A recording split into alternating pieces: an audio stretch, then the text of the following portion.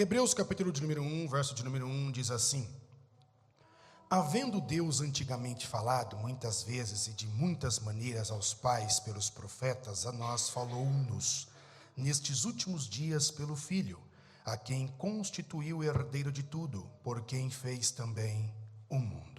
Queridos, na semana passada eu conversei a falar com os irmãos, eu conversei um pouquinho sobre um tema, fé ou crença, onde nós vimos a diferença da fé para a crença e nos baseamos em Hebreus capítulo de número 11, verso de número 1, onde o escritor de Hebreus ele vai dizer: ora, a fé é o firme fundamento das coisas que se esperam e a convicção das coisas que não se veem. Segundo a definição do escritor de Hebreus, fé é o firme, fé é o fundamento, fé é a convicção. Em outras palavras, eu poderia dizer que fé é aquilo que é imutável. Em contrapartida, a crença já é aquilo que pode oscilar. Falamos também que a crença nos leva a um relacionamento impessoal com Deus, enquanto a fé nos leva a um relacionamento pessoal com Deus.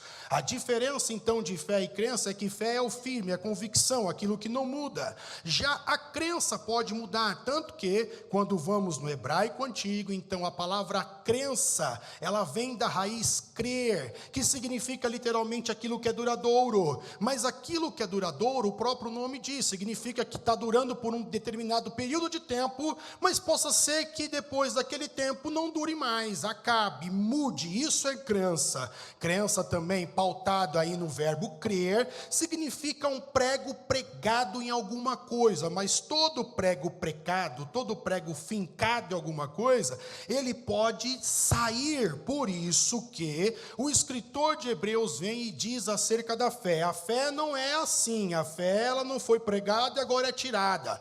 A fé ela não dura um tempo, depois deixa de durar. A fé não é assim. A fé é o firme, a fé é a convicção, a fé ela é o fundamento, é o que é imutável. E eu disse isso aos irmãos semana passada, porque eu tinha uma crença concernente ao silêncio de Deus, e o silêncio de Deus para mim ele era muito estranho. Ele tinha uma face feia. Se não tinha uma face feia, ele tinha uma face apática, uma face onde parece que Deus ele não está fazendo caso, onde parece que Deus ele está pouco se lixando para o que sou ou para o que eu quero apresentar. Então o silêncio de Deus eu acreditava que era um descaso, mas deixei de acreditar, ou seja, eu tinha uma crença e hoje não tenho mais essa crença, porque percebi que o silêncio ele faz parte da construção da fala, pois o silêncio no diálogo, ele é a pausa entre uma fala e outra, e a pausa no diálogo serve para que você possa refletir sobre o que foi falado, bem como também criar a expectativa daquilo que será falado. Percebi ainda que foi justamente também o fato de ter mudado, uma das causas que me fez mudar acerca da crença no silêncio de Deus, é que o silêncio ele é muito presente, e se ele é presente e o silêncio faz parte da construção do diálogo, supõe-se que além de mim, existe outra pessoa dialogando comigo. Logo, esse silêncio que é muito presente, faz parte da construção da fala, do diálogo, esse silêncio não significa ausência de Deus, mas significa que Deus, ele está respeitando o momento. Por esses dois motivos, então eu mudei a minha crença acerca do silêncio de Deus, e hoje eu quero dar continuidade, entretanto falando fé ou crença, mas partindo do pressuposto, Deus quebra o silêncio. E o interessante de nós falarmos sobre o silêncio é que, por mais que você e eu entendamos agora que o silêncio faz parte da fala, que o silêncio ele faz parte do diálogo, que o silêncio ele é comunicativo, venhamos e convenhamos, tudo muda em uma relação quando se há fala. Tudo muda em uma relação quando se quebra o diálogo. O maior exemplo que dou disso é a relação que temos com o filho. A relação de um pai, a relação de uma mãe com uma criança que não sabe falar é uma. Mas quando essa criança começa a falar, parece que nós subimos de degrau, subimos de nível, subimos de patamar. A relação agora com essa criança que sabe falar, mesmo falando uma palavra errada, mesmo esboçando alguma coisa fora do contexto, mas ela está tentando se expressar e você compreende a fala dela, você percebe o que passa na cabecinha dela, você percebe as emoções que estão pairando dentro dela, você percebe o universo dela. E por que é que nós percebemos? Porque agora houve uma quebra do silêncio e começou-se a falar. E quando eu transfiro isso para Deus, eu percebo que Deus, ele é um ser que fala. E Deus, então, em uma pausa e outra, ele quebra o silêncio. Quando Deus quebra o silêncio, eu percebo que a sua fala possui um peso muito grande. E, se eu e você analisarmos, existem pessoas de diferentes regiões, diferentes culturas, de diferentes épocas, de diferentes ambientes circunstanciais ou relacionais, que estão falando a mesma coisa. Mas me parece que sempre existe uma pessoa que está falando a mesma coisa, só que o que ela fala, que é o mesmo que todos os outros, tem um peso maior. É mais ou menos assim, no ambiente familiar. Você vai encontrar o pai, a mãe, tio, avô, você vai encontrar filhos, você vai encontrar toda sorte de parente no ambiente familiar. Mas, por exemplo, o peso das palavras de um irmão não é igual ao peso das palavras da mãe, que não é igual ao peso das palavras de um pai. Agora perceba que no meu exemplo, as ordens, ela pode ser invertida. Nós podemos trocar. Existem, então, relacionamentos familiares onde a mãe, por exemplo, ela tem um peso maior quando fala do que o próprio pai. Tanto que, quando o pai vai se relacionar com esse filho, ele vai dizer para o filho assim, ó, é bom você resolver parar isso logo, acabar, porque se tua mãe chegar e falar, vai sobrar para você e vai sobrar para mim. Então, perceba que, às vezes, falando a mesma coisa, o diferente está na pessoa que se fala. E geralmente a pessoa que tem mais peso quando ela fala é aquela pessoa que dialoga com o silêncio. É aquela pessoa que ouve mais do que fala. Porque quando essa pessoa que dialoga com o silêncio, ela quebra o silêncio para falar, todos param para ouvir, porque ele quase não fala. É quase inédito ouvir a voz dele. Você não sabe nem se o cara tem língua. Por isso que quando ele fala, quando ela fala, há um peso maior do que aquela pessoa que é tagarela. Existem pessoas, por exemplo, que se falar um não, o não significa sim. E existem outros que se falar o não é não. Acabou, e ele não fica falando não várias vezes. Um não já basta. Percebe então que o peso ele é diferente em relação às pessoas. Quem está falando depende muito para se ter peso. Um outro exemplo que dou é aquele tipo de gente dentro de casa que diz assim, ó, se eu contar até 3, dependendo da pessoa, pode contar até 10. Pode contar até 100. Pode contar até 1000. Não vai mudar nada. Mas dependendo da pessoa que falar a mesma frase, e ele falar, ou ela falar, eu vou contar até 3. Acabou. Já resolveu o problema. Então, quando Deus ele resolve quebrar o silêncio, e esse Deus fala, há um peso muito grande quando ele fala. E quando olhamos para a Bíblia Sagrada, Deus fala, Deus está sempre falando, Deus interage. E alguns teólogos foram analisar algumas expressões diretas da fala de Deus. Olhando para a Bíblia Sagrada, eles ousaram contar quantas vezes existe na Bíblia as expressões similares a assim diz o Senhor, eis que te digo. Então esse conjunto de teólogos começaram a contar estas falas, e eles chegaram a um número absurdo de mais de 1.800 vezes que a Bíblia diz de modo direto, assim diz o Senhor, eis que te digo. Deus está falando, Deus me enviou, coisas diretas que Deus está falando. Agora, se você e eu olharmos para Hebreus capítulo de número 1, verso de número 1, verso de número 2, onde nós vimos que o escritor diz acerca do Cristo, que Deus ele falou de diferentes modos, através dos profetas e de diferentes maneiras, mas nestes últimos dias, Deus tem falado conosco por meio do Cristo. Se nós levarmos em consideração o Pai falando conosco por meio de Jesus, então Deus, o Pai, não para de falar. Quem é Jesus? Porque este Jesus continua falando, pois vivo está, falando inclusive através da igreja. Por onde a igreja anda, a boca de Deus está andando e Deus está falando. E quem é a igreja? A noiva do Cristo. E quem é o Cristo? Cristo, ele é a expressão falada em movimento de Deus Pai. Repito, quem é o Cristo? A expressão falada em movimento de Deus Pai.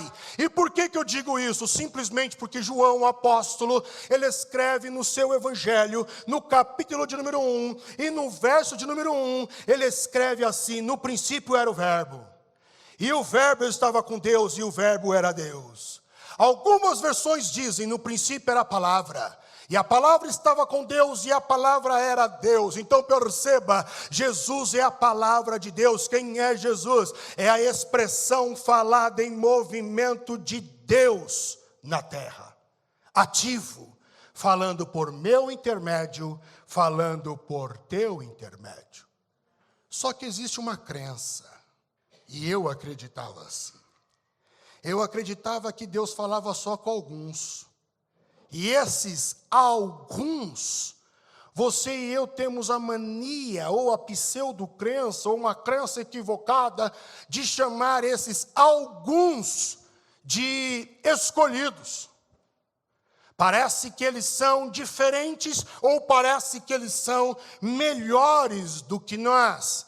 Deus só fala com alguns. Na minha cabeça, a minha crença, quando Deus falava e quebrava o silêncio, é que Deus falava, por exemplo, com aquela irmã que ora mais. E o interessante é que a gente, inclusive, cria estereótipo dessas pessoas. Por exemplo, se tu me encontrasse na rua e não soubesse que eu era pastor, tu diria que eu sou pastor? Eu sei que não. E também nem quero parecer. Porque nós criamos estereótipos. Então, se porventura entrasse aqui hoje, e nada contra, desde já digo, nada contra, tá? Mas para você ver como criamos estereótipos. Se entrasse então aqui, eu vou usar o exemplo feminino, uma mulher com uma saia lá no chão, o cabelo também lá no chão, sem maquiagem, sem unha pintada, sem nada, você talvez diria, essa é do manto. Essa Deus fala, com essa Deus fala. Essa tem contato com Deus. E se fôssemos usar o estereótipo masculino, então seria aquele sapato brilhoso que, se bater a luz, reflete nos teus olhos e te deixa cego. Um terno, uma gravata e uma Bíblia do tamanho do tórax do cara.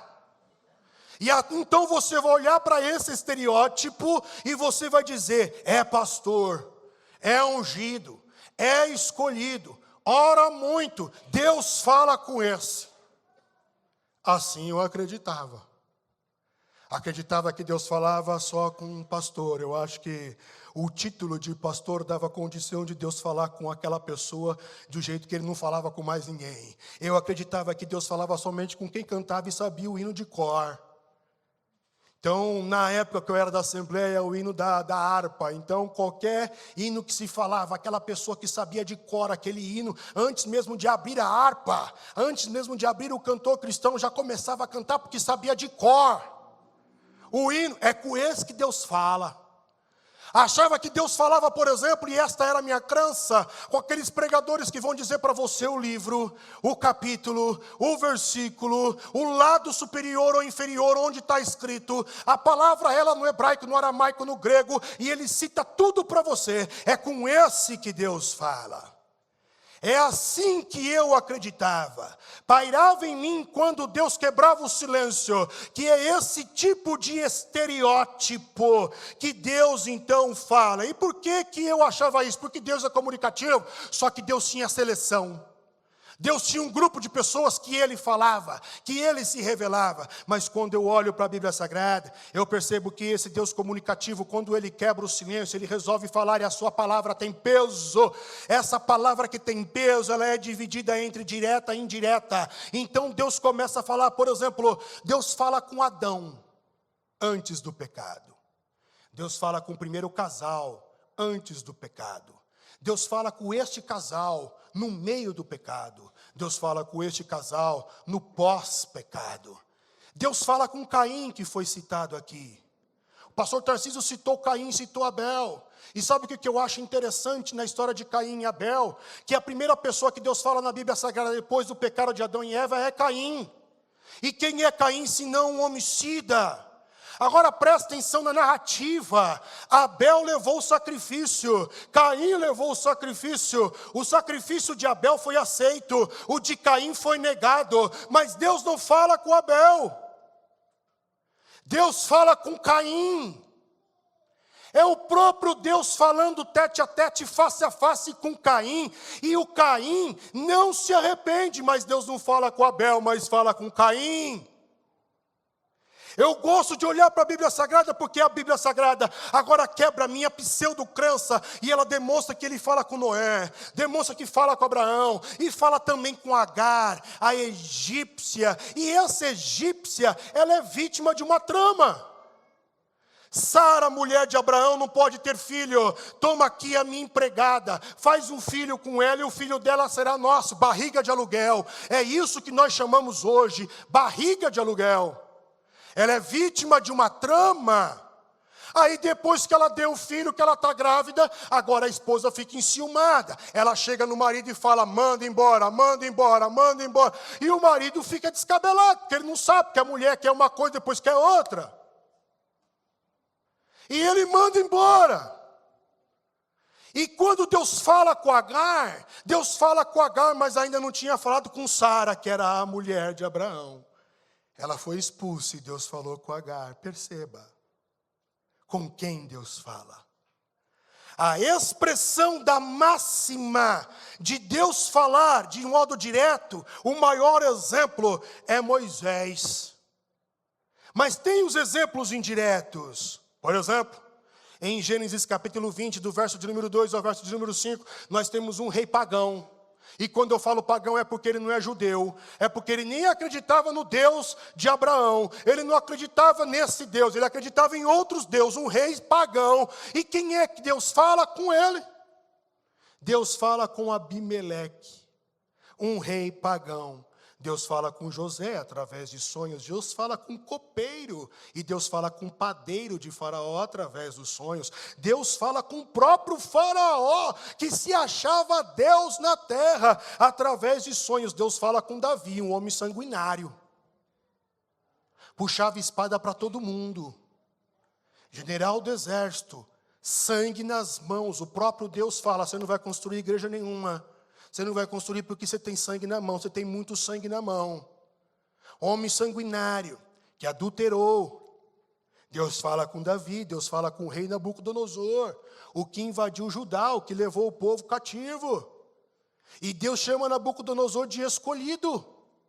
E o próprio Nabucodonosor depois se acha Deus, vira bicho, reconhece Deus e vira humano de novo. E Deus fala com Nabucodonosor, Deus fala com Daniel através de sonhos. Então aqui eu faço uma pausa e quero te dizer, você crente, você membro da Lagoinha São Miguel Paulista, você que está aqui nessa noite, perceba uma coisa, as falas de Deus não encontram resistência em nossas ações. Vou repetir, porque talvez você não entendeu. As falas de Deus não encontram resistência em nossas ações. Deus não fala comigo porque oro, porque sou bom, porque leio a Bíblia, porque sou pastor. Deus fala comigo, Deus fala contigo porque Ele é pai. E o pai fala com o filho que erra e fala com o filho que acerta. O pai fala com o filho que erra, que não reconhece ele como pai, mas também fala com o filho que reconhece ele como pai. O pai fala com o filho que erra, que está distorcendo a realidade de Deus, às vezes nem acredita nele, mas também o pai fala com aquele que está aqui e acredita nele. O pai fala com todos. O pai fala com todos sem restrição. E onde Deus fala? Porque achamos também, e esta é uma crença, que está enraizada, vem para a igreja para Deus falar contigo. E você não precisa de vir para a igreja para Deus falar contigo. Com isso não estou falando que você não tem que vir para o culto fé, irmão. Pelo amor de Deus, você tem que vir para o culto fé, Lagoinha Gerações, porque é uma das maneiras de Deus falar. Mas não é o único.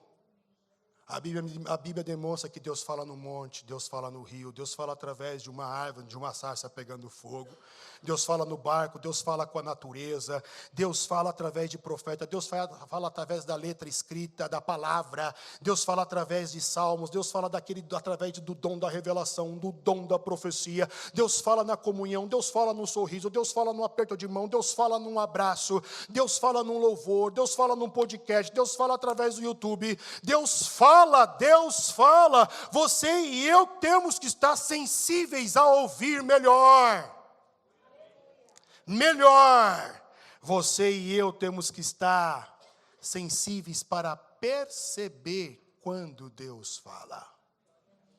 Porque nem sempre Ele vai falar para esses ouvidos. Mas você e eu temos que perceber quando Deus fala. Conta-se uma história, não sei se de verdade é, de um pastor que estava vivendo uma crise de fé e resolveu abandonar tudo. Deixar tudo. Deixar a igreja. E o primeiro lugar que ele visita foi um prostíbulo. E repito, não sei se isto é uma verdade. E ele vai no prostíbulo e lá, ele pega o catálogo e escolhe uma moça para poder ficar com essa moça e vai para o quarto. E quando ele chega no quarto, a mulher olha para ele, pois ela já estava esperando ele, e ela olha e fica espantada. E ele então se assusta, com o olhar arregalado dela, fixo. E ela diz para ele: pastor!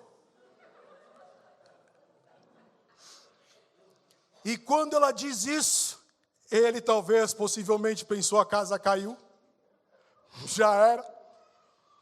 E ela diz assim: pastor, eu não acredito, como Deus é bom, Deus enviou o Senhor para falar comigo nesse lugar, Deus me ama mesmo, pastor. O desfecho da história, para sermos sucinto, é que os dois saem daquele lugar, ela convertida e ele volta para o ministério. Deus fala. Com isso eu não estou dando liberdade para tu. Deus fala lá no bar, lá no prostíbulo, deixa ele lá. Não é isso não, hein? Pelo amor de Deus. Não é isso que eu estou falando, não. Nós temos que estar sensíveis para perceber quando Deus fala. Quando nós brigamos com alguém, a nossa tendência é dizer: já era. Com essa pessoa eu não falo mais, cortei as relações. Deus não é assim. Deus continua insistindo, Deus continua falando, porque Ele quer que todos venham ao conhecimento da verdade. Então eu oro para que você e eu possamos ouvir a voz de Deus, mas também oro para que, acima de ouvir, eu oro para que percebamos quando Deus está falando através de um singelo sorriso, de uma brisa da natureza, de um bater das asas de uma borboleta, nas palavras erradas da criança, ou até mesmo na simples companhia assistindo alguma coisa com a família. Deus fala. Você está prestando atenção quando Deus fala? Deus tem falado com essa igreja, Deus tem falado comigo, Deus tem falado contigo. Não seja ingrato. Deus quebra o silêncio e Ele está falando com você.